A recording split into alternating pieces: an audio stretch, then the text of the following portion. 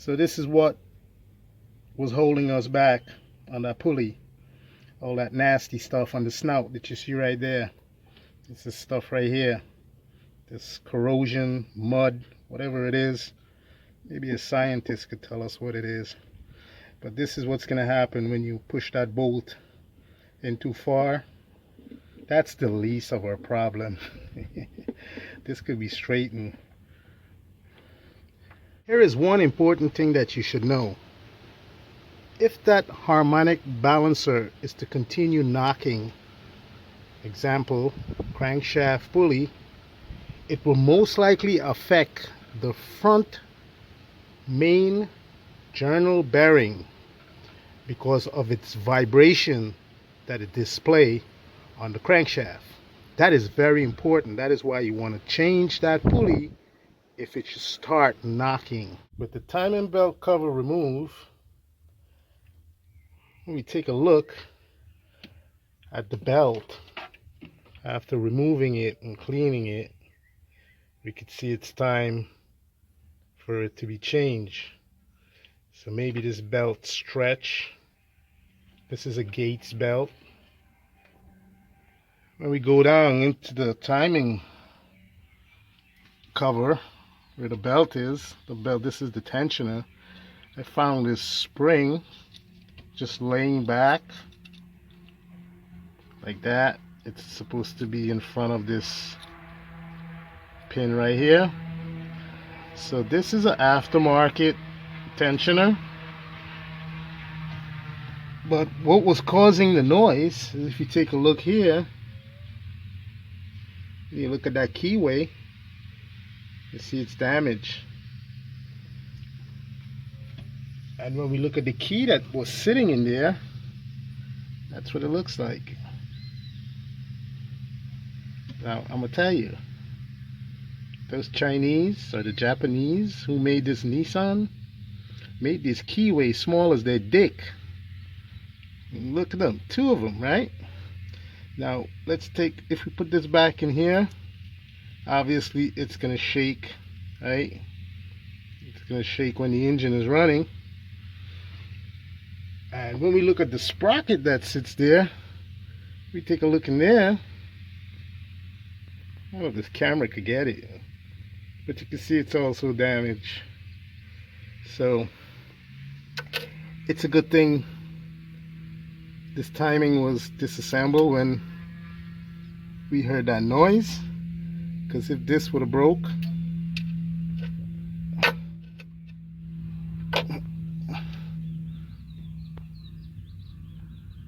this would have slipped, and the timing would have just bent up the valve and damaged the engine. You would need to change the engine. This is why I believe these Nissan are a piece of shit in every way. Engine, transmission, suspension. This is the keyway that sits in the front here. This was holding the dampener pulley. So the dampener pulley really wasn't the problem. The problem was coming from the back here, because this here was just rattling there like this because of this busted keyway. See how it is?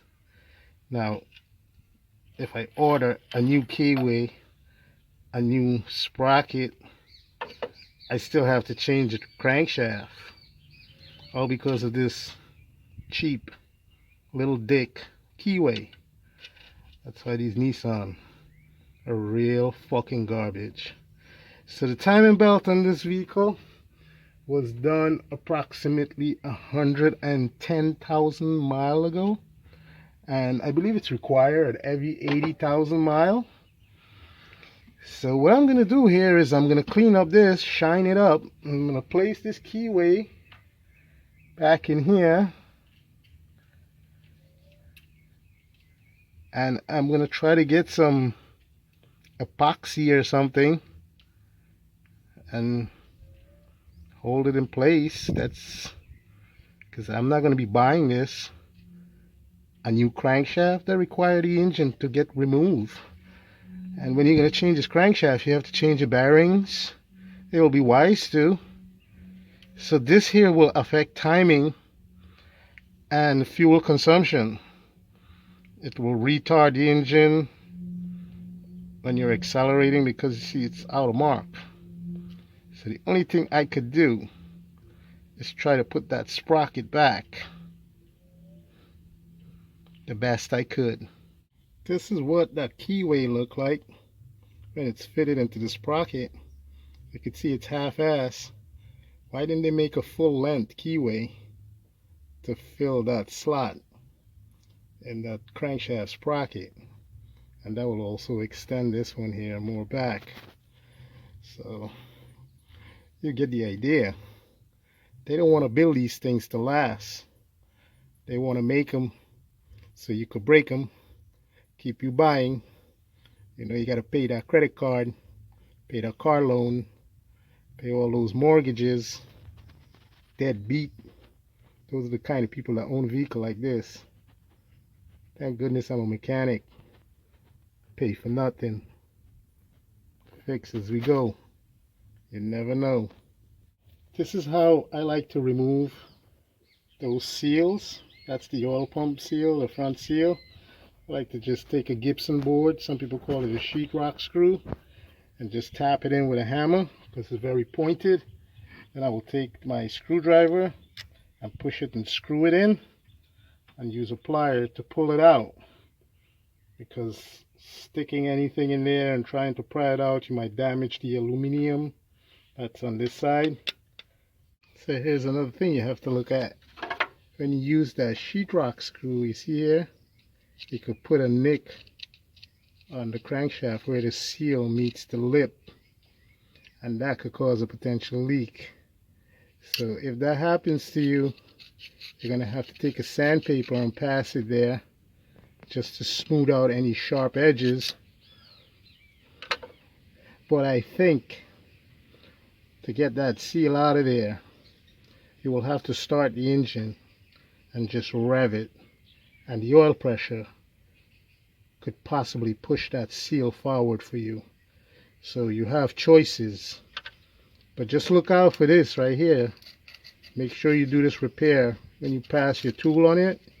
You want to make sure it's absolutely smooth after finish using that sandpaper. If you take a look at this rear keyway compared to the front, you notice it's more shiny. Well, I want to clean it up, get it nice and shiny, so I could make this the same shininess and place it in there with cold bond epoxy. Just put that epoxy in there and clean it up nice and let it just sit in there and weld itself to the crankshaft snout.